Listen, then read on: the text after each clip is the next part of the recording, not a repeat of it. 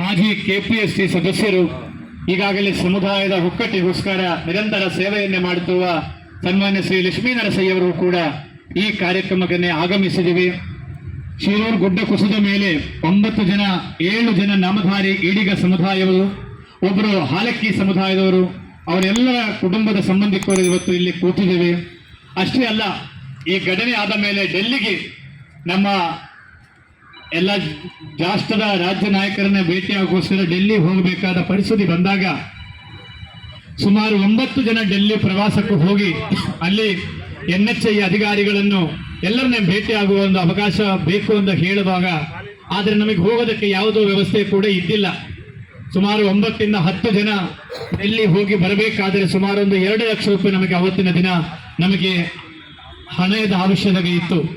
ಸನ್ಮಾನ್ಯ BK ಹರಿಪ್ರಸಾದ್ ಅವರ ಹತ್ರ ಹೋಗಿ, ಸರ್ ಈ ತರ ಒಂದು ಸಮಸ್ಯೆ ಇದೆ, ಈ ಸಮಾಜದ 7 ಜನ ಹಿಂದುಳಿದ ವರ್ಗಗಳು, ಈಡಿಗ ಸಮುದಾಯದವರು, ಹಾಲಕ್ಕಿ ಸಮುದಾಯದವರು ಸೇರಿ ಈ ತರ ಒಂದು ಆಗಿದೆ, ಹಾಗಾಗಿ ನಮಗೆ ಹೋಗಿ ಬರೋದಕ್ಕೊಂದು ವ್ಯವಸ್ಥೆಯನ್ನೇ ಮಾಡಿ ಕೊಡಬೇಕು ಅಂತ ಕೇಳಿಕೊಂಡಾಗ ನಾವು 9 ಜನ ಹೋಗಿ ಬರೋದಕ್ಕೂ ಕೂಡ ಟಿಕೆಟ್, ವಿಮಾನದ ಟಿಕೆಟ್ ಎಲ್ಲ ವ್ಯವಸ್ಥೆಗೆ ಕೂಡ ಸನ್ಮಾನ್ಯ BK ಹರಿಪ್ರಸಾದ್ ಅವರು ಮಾಡಿಕೊಟ್ಟಿದ್ದರಿಂದ ಆ ಕೇಸು ಮುಂದುವರಿಸಕ್ಕಾಗಲಿ ಮತ್ತೆಲ್ಲದಕ್ಕೂ ಕೂಡ ನಮಗೆ ಅನುಕೂಲ ಆಯಿತು.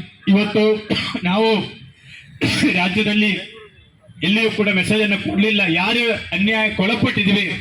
ಈಗಾಗಲೇ 8 ತಿಂಗಳ ಕಾನೂನಾತ್ಮಕವಾದ ಹೋರಾಟದ ಮಧ್ಯದಲ್ಲಿ ಮಾರ್ಚ್ 18ನೇ ತಾರೀಕು IRB ಕಂಪನಿಯ ಮೇಲೆ ಕೊಲೆ ಕೇಸನ್ನೇ ದಾಖಲಾಗಿದೆ. ಆ ಕೊಲೆ ಕೇಸು ದಾಖಲಾದರೂ ಸಹ ಆ ಕಂಪನಿ ಅವರನ್ನ ಬಂಧಿಸಲಿಲ್ಲ. ಆ ಕಂಪನಿಯವರನ್ನೇ ಫೆಬ್ರವರಿ 24ನೇ ತಾರೀಕಿಗೆ ಕೋರ್ಟ್ನಿಂದ ಮಾನ್ಯ ನ್ಯಾಯಾಲಯದಿಂದ ಆದೇಶವಾಯಿತು. ಭಾರತದ ಸಂವಿಧಾನ, ಅಂಬೇಡ್ಕರ್ ಕೊಟ್ಟಿರತಕ್ಕಂಥ ಸಂವಿಧಾನ ಒಂದೇ ನಮಗೆ ರಕ್ಷಣೆ ಇರತಕ್ಕಂಥದ್ದು. ಆ ಸಂವಿಧಾನದ ಆಧಾರದ ಮೇಲೆ ಅವರ ಮೇಲೆ ಕೊಲೆ ಕೇಸ್ ಆಗಿದೆ. ಆ ಕೊಲೆ ಕೇಸಿನ ಹಿನ್ನೆಲೆಯಲ್ಲಿ ಅವರನ್ನ ಅರೆಸ್ಟ್ ಮಾಡಬೇಕಿತ್ತು ಉತ್ತರ ಕನ್ನಡ ಪೊಲೀಸರು. ಆದರೆ ದುರಾದೃಷ್ಟ, ಇವತ್ತುವರೆಗೂ ಕೂಡ ಅವರಿಗೊಂದು ಪೊಲೀಸ್ ಒಂದು ನೋಟಿಸ್ ಇಶ್ಯೂನ ಮಾಡಲಿಲ್ಲ.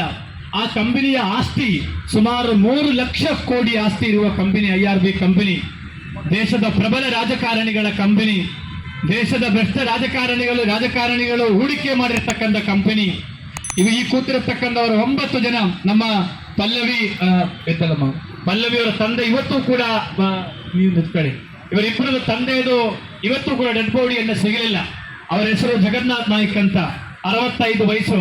ಆ ಚಾಯದ ಅಂಗಡಿಯಲ್ಲಿ ಕೆಲಸ ಮಾಡ್ತಾ ಇದ್ರು. ಅವರ ತಂದೆಯವರ ಡೆಡ್ ಬಾಡಿ ಇವತ್ತುವರೆಗೂ ಸಿಗಲಿಲ್ಲ. ಆ ಡೆತ್ ಸರ್ಟಿಫಿಕೇಟ್ ಕೂಡ ಅವರಿಗೆ FSIL ರಿಪೋರ್ಟ್ ಕಳಿಸಿದಾಗ FSIL ಇಂದ ಎಳುಬಿನ ರಿಸಲ್ಟ್ ಬಂದಿಲ್ಲ ಅಂತ ಹೇಳಿದ್ರು. ಮಾನ್ಯ DC ಅವರು ಹೇಳ್ತಾರೆ, ಹಿಂಗ ಮಷಿ ಜಾಸ್ತಿ ಹಾಕಿದ್ರಿಂದ ಅದು ಮಾಹಿತಿ ಬಂದಿಲ್ಲ. ಆ ಮಷಿ ಯಾರು ಜಾಸ್ತಿ ಹಾಕಿದ ರಿಪೋರ್ಟ್ ಅವರ ಸಸ್ಪೆಂಡ್ ಮಾಡಬೇಕಿತ್ತು. ಆದರೂ ಕೂಡ ಅಲ್ಲಿಯೂ ಕೂಡ ಇವರಿಗೆ ನ್ಯಾಯ ಸಿಗಲಿಲ್ಲ. ಏನಾದ್ರೂ